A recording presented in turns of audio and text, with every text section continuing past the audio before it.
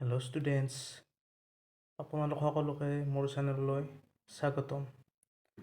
আজি আমি শিকিবলৈ গৈ আছোঁ 10মান শ্ৰেণীৰ সাধাৰণ বিজ্ঞানৰ 10 নম্বৰ অধ্যায় পোহৰ, প্ৰতিফলন আৰু প্ৰতিসৰণ। প্ৰথমতে আজি আমি শিকিম পোহৰ মানে কি। পোহৰ হ'ল এক প্ৰকাৰৰ শক্তি।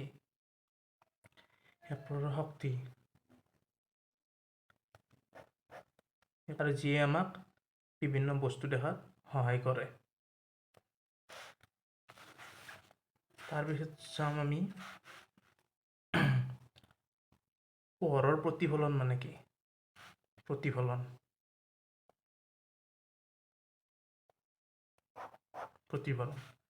পোহৰৰ প্ৰতিফলন। যদি পোহৰ কোনো এটা উৎসৰ পৰা আহি ধৰক এটাতো টৰ্চ, যদি পোহৰ কোনো এটা উৎসৰ পৰা আহি অৰ্থাৎ কোনো এটা মাধ্যম, এটাতো বায়ু মাধ্যমৰ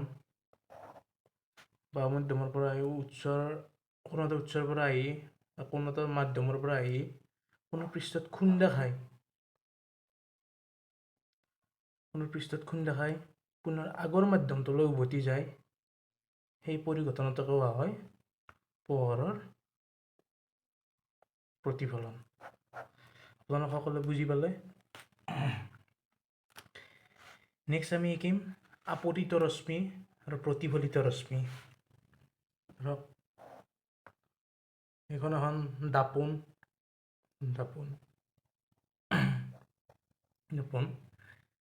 অৰ্থাৎ ইয়াত পোহৰ এটা কোনো এটা উৎসৰ পৰা আহিছে, আমাৰ সূৰ্যৰ পৰা পোহৰ আহি দাপোনত খুন্দা খাইছে বা কোনো পৃষ্ঠত খুন্দা খাইছে, আৰু দাপোনৰ পৃষ্ঠত খুন্দা খাই পোহৰ আগৰ মাধ্যমটোলৈ উভতি গৈছে। এই সূৰ্যৰ পৰা এই পোহৰটোক কোৱা হ'ব আপতিত ৰশ্মি।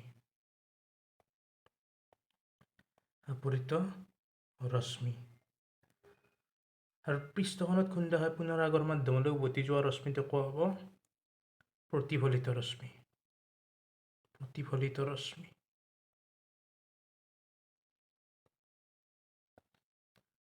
আৰু এই বিন্দুটোক কোৱা হ'ব, ধৰক মই এটা নাম দি দিছোঁ এই বিন্দুটোক কোৱা হ'ব আপতন বিন্দু।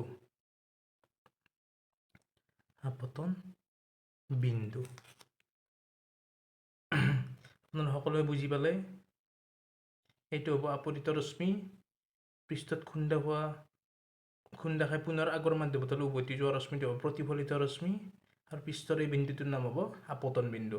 এতিয়া যদি আমি এডাল আপতন বিন্দুত লম্ব টানো, এনেকুৱা কৰি এই লম্বডালৰ নাম হ'ব অভিলম্ব।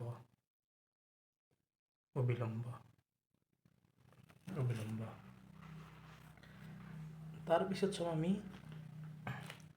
আপতন কোণ আৰু প্ৰতিফলন কোণ কি। প্ৰথমতে চাম আমি এই কোণটো, সূৰ্যৰ পৰা পোহৰৰ ৰশ্মিৰ আৰু অভিলম্বৰ, অৰ্থাৎ আপতিত ৰশ্মি আৰু অভিলম্বৰ মাজৰ কোণ, সেইটো I। এই কোণটোক কোৱা হ'ব আপতন কোণ।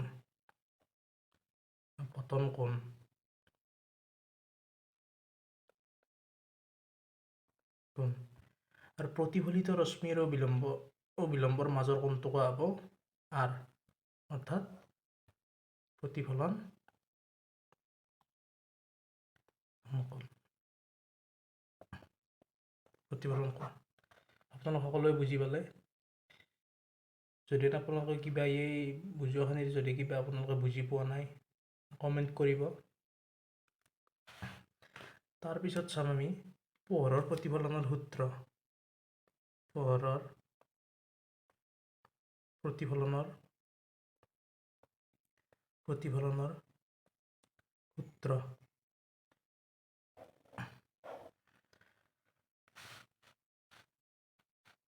প্ৰথমতে চাম এই কোণটো, অৰ্থাৎ আপতন কোণ আৰু এই কোণটো অৰ্থাৎ প্ৰতিফলন কোণ, অৰ্থাৎ কোণ I সদায় কোণ R ৰ সমান, অৰ্থাৎ আপতন কোণ আৰু প্ৰতিফলন কোণৰ মান সদায় সমান। এইটো পোহৰৰ প্ৰতিফলন সূত্ৰৰ 1 নম্বৰ সূত্ৰ। তাৰপিছত চাম আমি নম্বৰ ইয়াত চাম আপতিত ৰশ্মি মানে সূৰ্যৰ পৰা অহা যোনটো ৰশ্মি আছে এইটো ৰশ্মি আপতিত ৰশ্মি। তাৰপিছত আপতন বিন্দুত থকা অভিলম্ব আমি ধৰক এটা নাম দিছোঁ AB আৰু প্ৰতিফলিত ৰশ্মি কি হয় সদায় একেখন সমতলতে থাকে অৰ্থাৎ আপতিত ৰশ্মি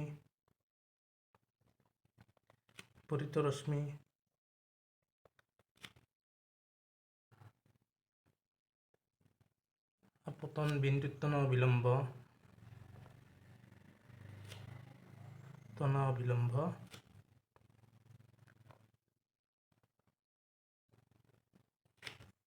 আৰু প্ৰতিফলিত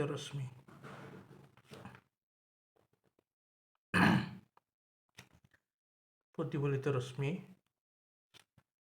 সদায় একেখন সমতলত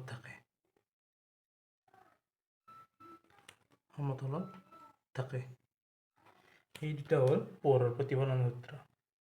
যদি এটা এক্সামত কুৱেশ্যন আহে এখন ধৰক পৃষ্ঠ যদি ইয়াত কোনো পোহৰ ৰশ্মি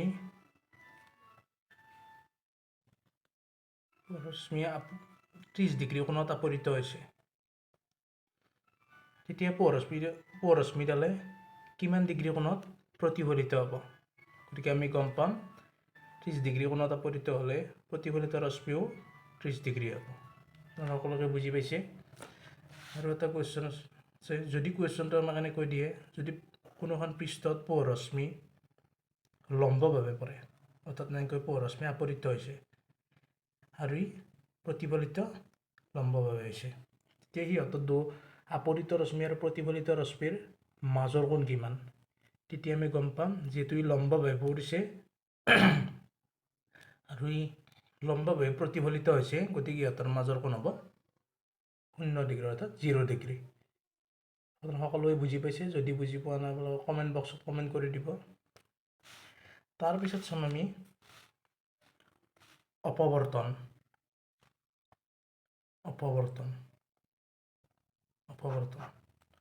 অপৱৰ্তন মানে কি ধৰক ইয়াতে এটা টৰ্চ আছে আমি টৰ্চ এটা মাৰি দিছোঁ ধৰক ইয়াতে গতিপথত এটা অত্যন্ত ক্ষুদ্ৰ বস্তু এটা আছে এনেকুৱা এটা বস্তু তেতিয়া কি হ'ব এনেকৈ যোৱা পোহৰবোৰ ঠেকা খাই যাব নোৱাৰিব কিন্তু কাষেৰে কিছুমান পোহৰ গুচি যাব এনেকুৱা কৰি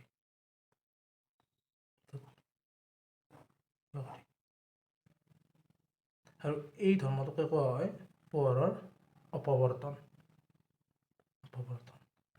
অৰ্থাৎ পোহৰৰ গতিপথত যদি কোনো এটা সূক্ষ্ম অত্যন্ত ক্ষুদ্ৰ বস্তু এটা থওঁ তেতিয়া কি হ'ব পোহৰ পোনপটীয়া যোৱাৰ সলনি কাষেদি বেঁকা হৈ যোৱাৰ প্ৰবৃত্তি দেখুৱায়। এই ধৰ্মটোকে কোৱা হয় পোহৰৰ অপৱৰ্তন। গতিকে আজি আমি শিকিলোঁ পোহৰ মানে কি তাৰপিছত শিকিলোঁ আপতিত ৰশ্মি কি তাৰপিছত শিকিলোঁ প্ৰতিফলিত ৰশ্মি তাৰপিছত আপতন বিন্দু তাৰপিছত শিকিলোঁ আমি পোহৰৰ প্ৰতিফলন তাৰপিছত শিকিলোঁ আমি পোহৰৰ প্ৰতিফলনৰ সূত্ৰসমূহ তাৰপিছত শিকিলোঁ আমি অপৱৰ্তন অৰ্থাৎ পোহৰে কি ধৰ্ম দেখুৱাই মানে অত্যন্ত গতিপথত যদি অত্যন্ত এটা ক্ষুদ্ৰ বস্তু ৰখা যায় তেতিয়া পোহৰে সৰলৰেখা যোৱাৰ সলনি সেই বস্তুটোৰ কাষেৰে বেঁকা হৈ যোৱাৰ প্ৰৱণতা দেখুৱায়। এই ধৰ্মটো কোৱা হয় পোহৰৰ অপৱৰ্তন। গতিকে আমি নেক্সট ভিডিঅ'ত আমি পোহৰৰ গোলাকাৰ দাপনৰ বিষয়ে শিকিম গোলাকাৰ দাপনৰ ফকাচ দৈৰ্ঘ্য কি মেৰু কি এই সকলোবোৰ বিষয়ে শিকিম। আৰু এবাৰ ৰিভাইজ কৰি দিছোঁ পোহৰ কি পোহৰ হ'ল এক প্ৰকাৰৰ শক্তি যিয়ে আমাক কিছুমান নিৰ্দিষ্ট বস্তু বা কিছুমান বস্তু দেখাত কি কৰে আমাক সহায় কৰে। পোহৰ এক প্ৰকাৰ শক্তি বা এক প্ৰকাৰ পোহৰ তৰংগ। গতিকে আজিলৈ ইমানে। Thank U.